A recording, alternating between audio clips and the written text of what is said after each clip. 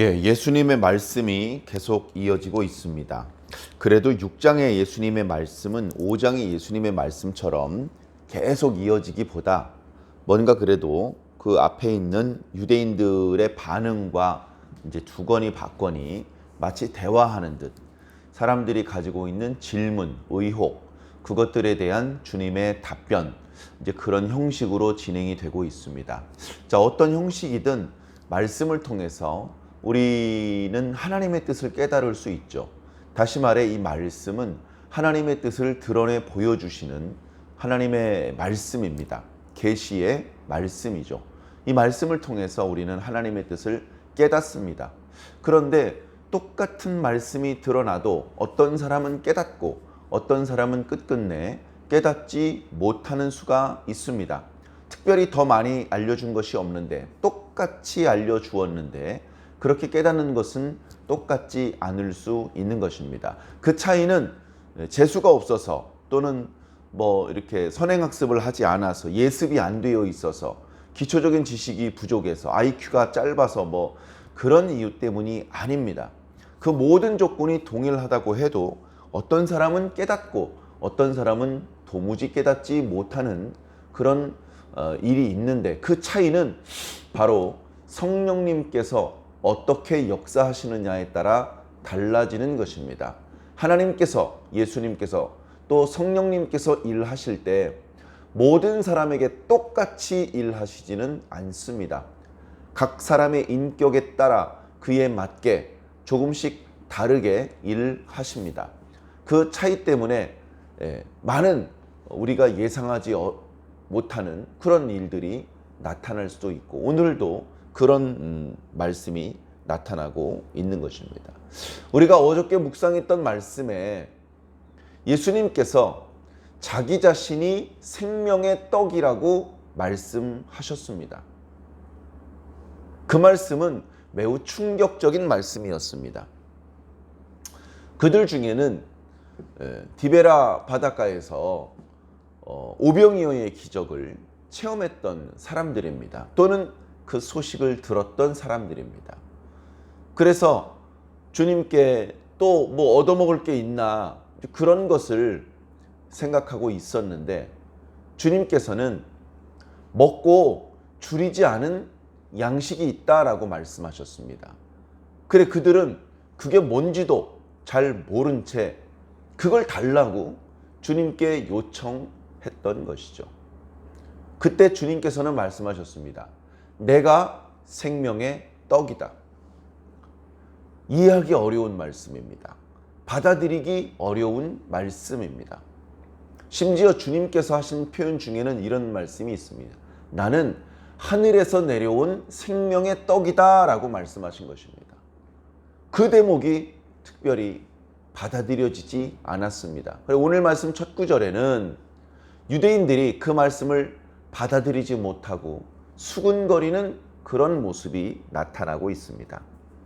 오늘 말씀에 유대인들이라고 표현을 한 것은 특별히 그 갈릴리 지방 사람들 중에서도 유대인 지도자들이 있죠. 그들 중에서도 뭔가 어른이 있고 뭔가 회당에서 중요한 역할을 맡은 사람이 있고 서기관이 있고 예루살렘 주변보다 많지는 않지만 바리새인들도 있고 그런 사람들을 뭉뚱그려서 유대인이라고 표현한 것입니다.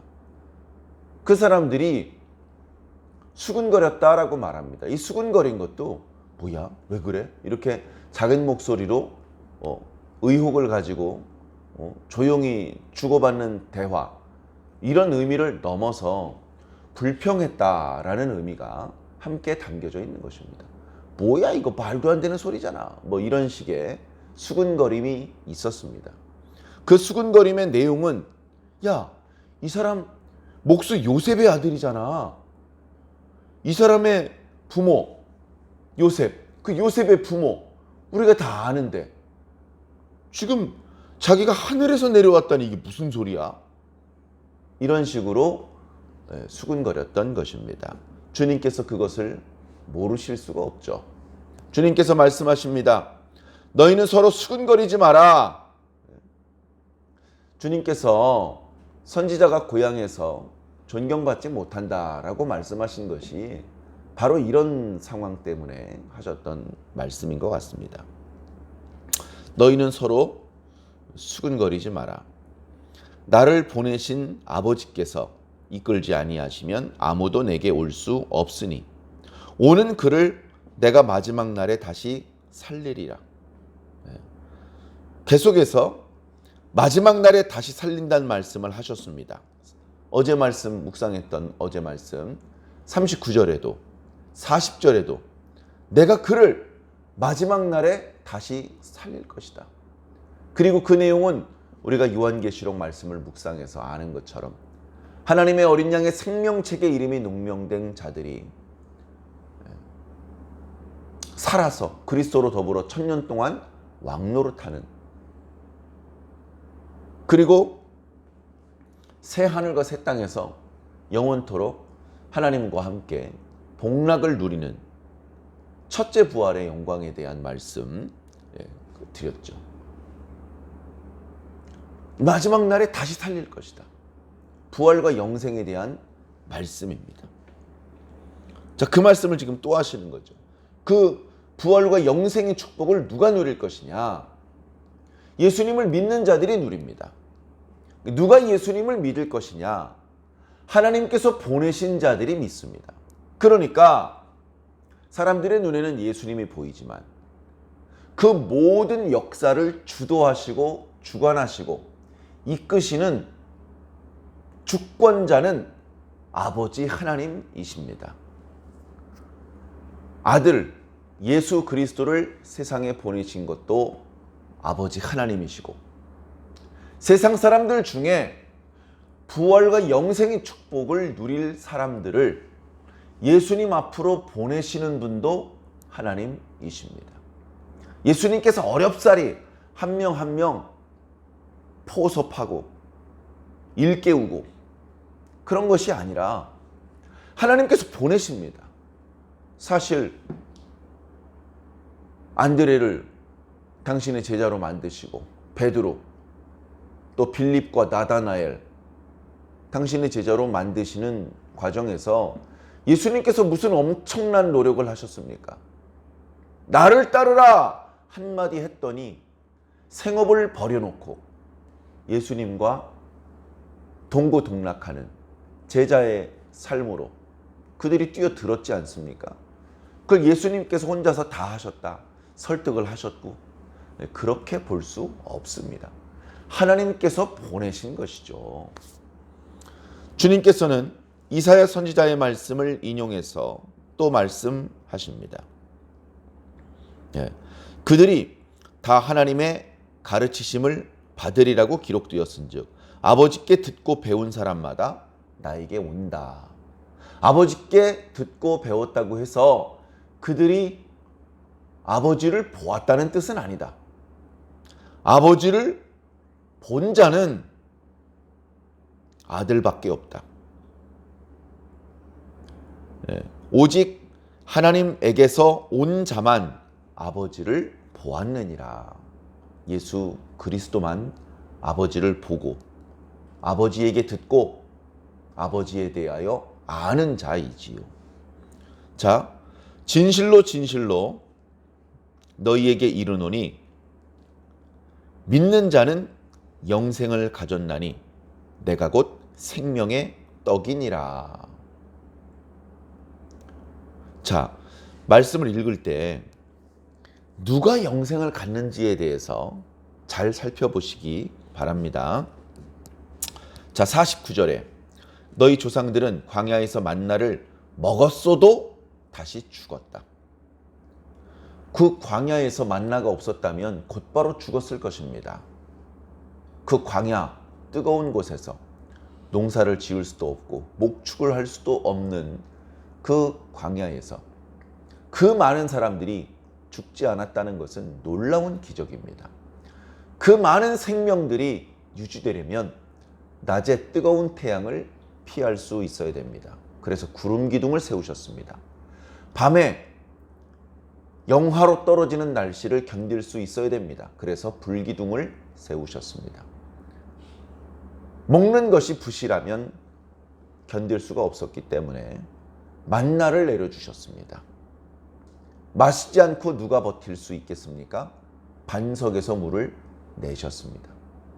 한두 가지 기적이 동시에 이루어진 것이 아닙니다. 너무나 놀라운 기적이 아침 저녁으로 연속적으로 나타났습니다. 그 기적이 있었기 때문에 당시 이스라엘 사람들이 광야에서 40년 동안이나 방황을 하는 과정에서 죽지 않았습니다. 물론 많이 죽었죠. 광야 출애굽 1세대들이 죽었는데 그들이 먹지 못해서 또는 낮에 덥거나 밤에 추워서 죽은 것은 아닙니다. 하나님께 범죄했기 때문에 여러 가지 상황 속에서 죽어나갔죠.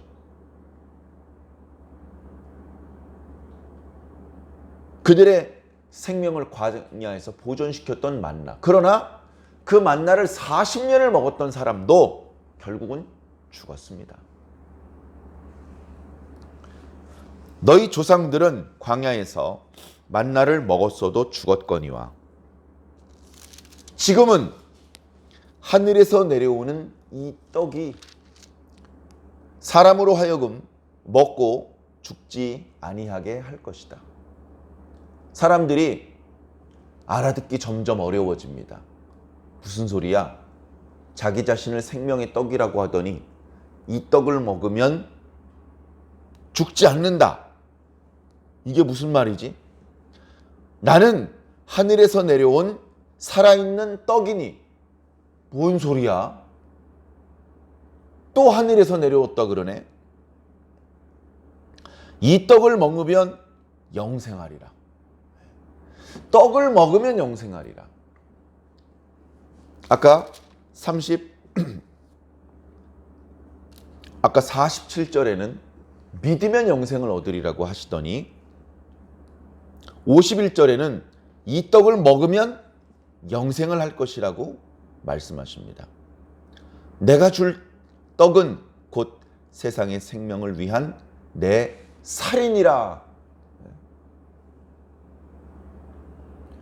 자, 52절에 그러므로 유대인들이 서로 다투어 이르되, 이제 수군거리는 정도가 아닙니다. 이제 드러내놓고 반감을 드러내는 것이죠. 말도 안 되는 소리 하지 마시오, 이런 거죠. 이 사람이 어찌 능히 자기 살을 우리에게 주어 먹게 하겠느냐. 어떻게 사람이 자기 고기를 그 앞에 있는 사람들한테 주겠느냐. 그거 먹으면 영생을 한다고?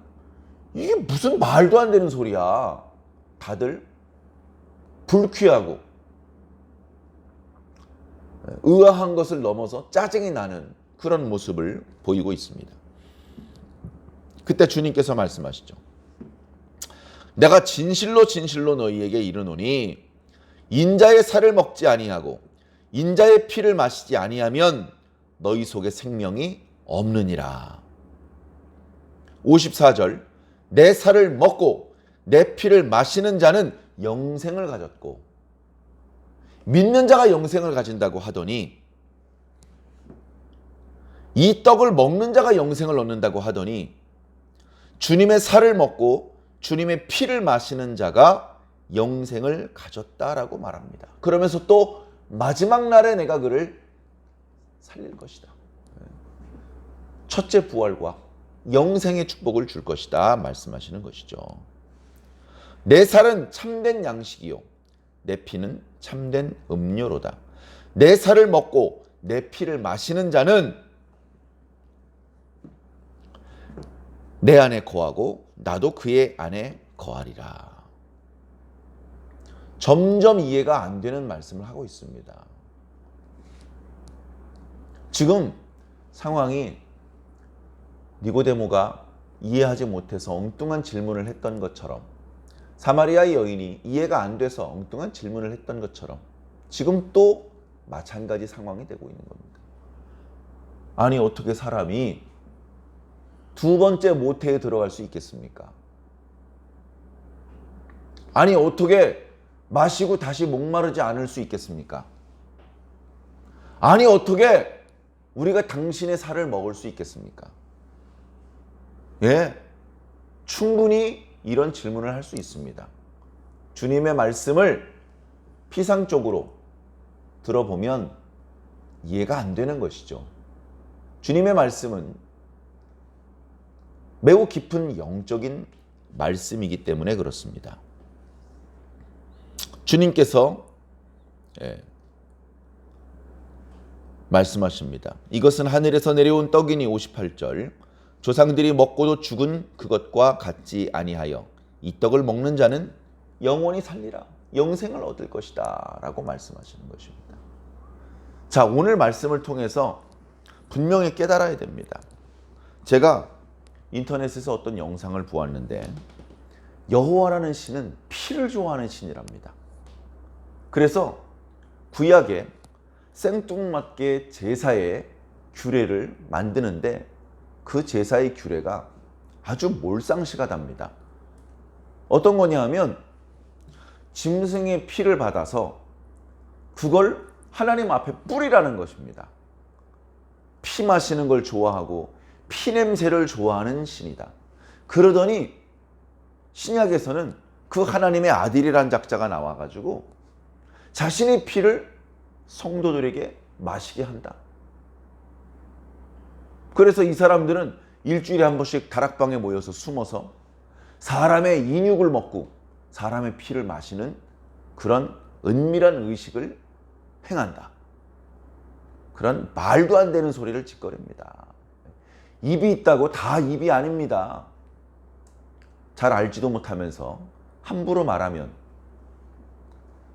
몰라서 그랬는데요. 변명한다고 용서받을 수 있겠습니까? 자, 이 말씀은 영적인 말씀이죠. 자, 주님을 보고 믿는 자는 영생을 가졌다. 40절에 말씀하고 있죠.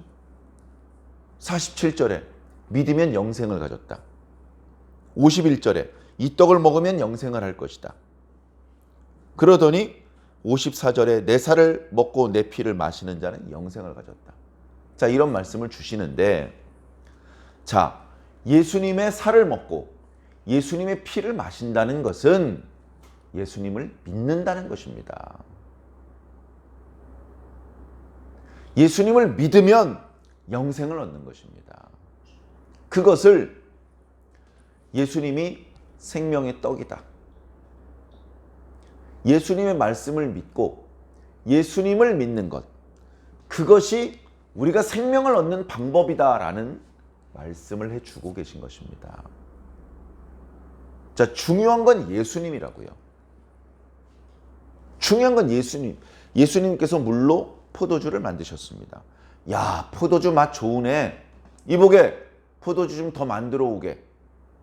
그게 아니고 물이 포도주로 변한 걸 보면서 아, 창조주시구나 하면서 그분 앞에 경배를 드려야 되는 것이죠.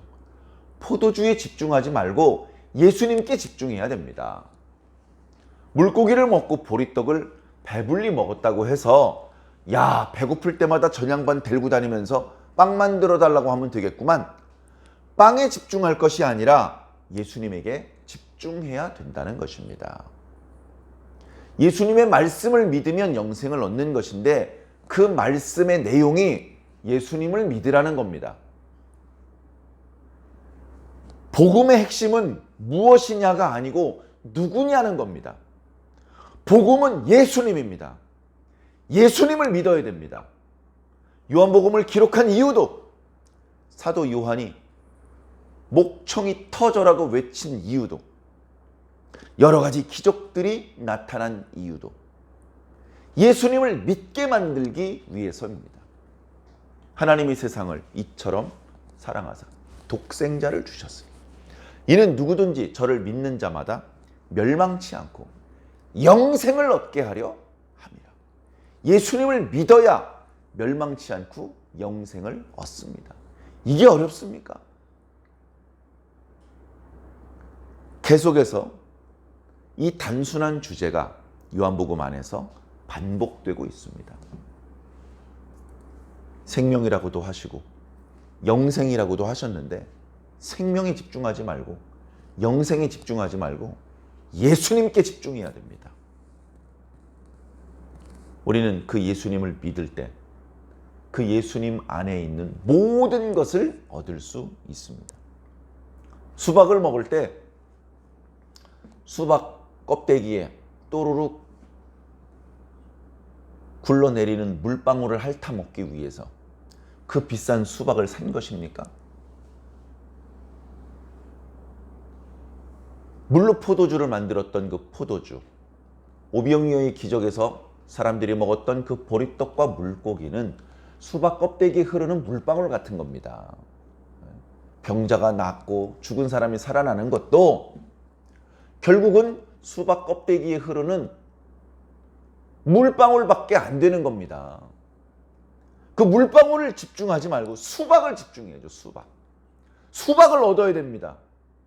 예수님을 믿고 예수님을 얻어야 됩니다. 그러면 그 속에 그 바깥쪽에 흐르던 물방울하고는 비교도 안 되는 더 좋은 것이 가득 차 있는 것입니다. 사랑하는 성도 여러분, 예수님에게 집중해야 됩니다. 예수가 뭔데? 저도 다 몰라요. 그 속에 너무나 많은 게 들어있어요. 예수님이 누구신지, 그 속에 뭐가 담겨 있는지는 만나본 사람만 알 수 있습니다. 제가 종종 비유를 드리죠. 어느 산에 가면 엄청나게 큰 아름다운 폭포가 있습니다. 엄청난 물이 흘러내립니다. 그 물이 떨어지는 모습, 그 물이 그 밑에 떨어지면서 내는 소리, 그리고 일어나는 물안개, 그 반대편에 보이는 무지개, 그걸 다 말로 설명할 수가 없습니다. 그 폭포의 아름다움은 거기 가봐야 아는 거예요. 폭포가 아름답습니까? 예, 아름답습니다. 전달이 됐습니까? 전달 하나도 안 돼요. 가서 보세요. 이건 말로 설명할 수가 없습니다. 사진을 찍어도 안 되고 영상을 찍어도 안 됩니다. 직접 가서 보아야 됩니다. 예수님은 좋은 분이에요. 아무리 얘기해도 전달이 안 됩니다. 근데 예수 만나보면 알아요. 예수 만난 사람끼리는 서로 통하는 게 있습니다. 공감되는 것이 있습니다. 아이고, 선생님 보니까 예수님 만난 분이시군요. 예수님 만난 사람끼리는 서로를 알아봅니다. 사랑하는 성도 여러분, 저와 여러분들이 이렇게 진하게 예수님을 만난 사람들이 되어야 됩니다. 우리가 신앙적으로, 영적으로, 인격적으로 예수님을 만났는데 그 예수님을 우리는 실제로 다시 보게 될 것입니다. 실제로 예수님 앞에 우리가 서게 될 것입니다. 그때 우리가 소망하던, 사모하던 예수님을 다시 볼 텐데 그날이 두려운 날, 도망가고 싶은 날이 되는 것이 아니라 기다려지는 날, 너무나 그리운 날이 되시기 바랍니다. 예수님을 아시고 예수님을 사랑하시고 예수님을 믿으셔서 예수님과 함께 누릴 수 있는 모든 축복을 다 누리게 되시기를 예수님 이름으로 간절히 축원합니다.